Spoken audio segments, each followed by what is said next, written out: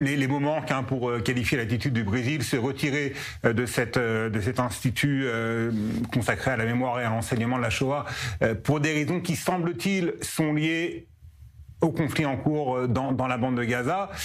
C'est un exemple qui paraît presque caricatural, mais qui peut-être reflète un certain état d'esprit qu'on constate au Brésil ou ailleurs dans le monde occidental.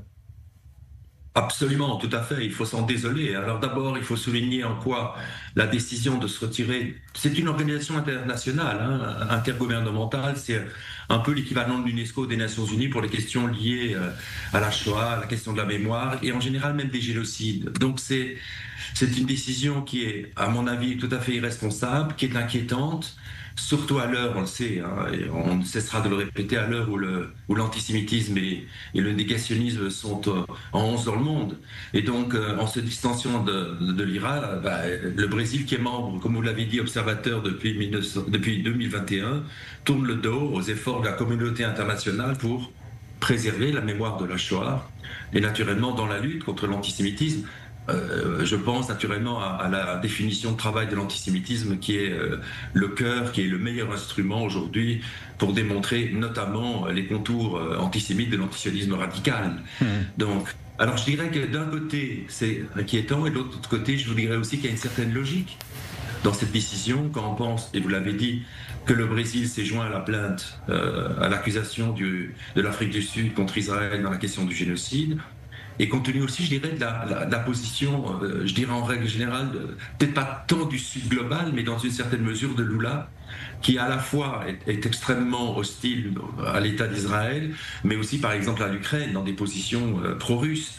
Donc ça s'inscrit dans, je dirais, une réaction, une opposition à ce qu'on appelle tout simplement les valeurs occidentales. Est-ce que c'est encore un pays occidental? Je ne le crois pas. Mais alors justement, est-ce que ce genre d'abus, ce genre d'écart est restreint à ce que l'on appelle un petit peu abusivement le Sud global, ou est-ce qu'on peut constater dans les pays occidentaux, dans les États occidentaux, je ne parle pas des sociétés, mais véritablement des États et des élites politiques occidentales, des dérives qui peuvent rappeler celles du président brésilien Lula?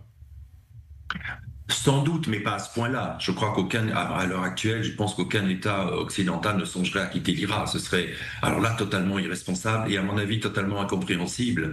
Je veux dire, il ne faut pas comparer Lula avec des présidents aussi responsables, à mon sens, que Macron notamment. Donc, je pense qu'on est là dans des dérives idéologiques qui sont propres, je dirais, à la scission, à la reconstruction de ce monde qui ne va pas en faveur, effectivement, de ce qui a été de l'Occident, si vous voulez.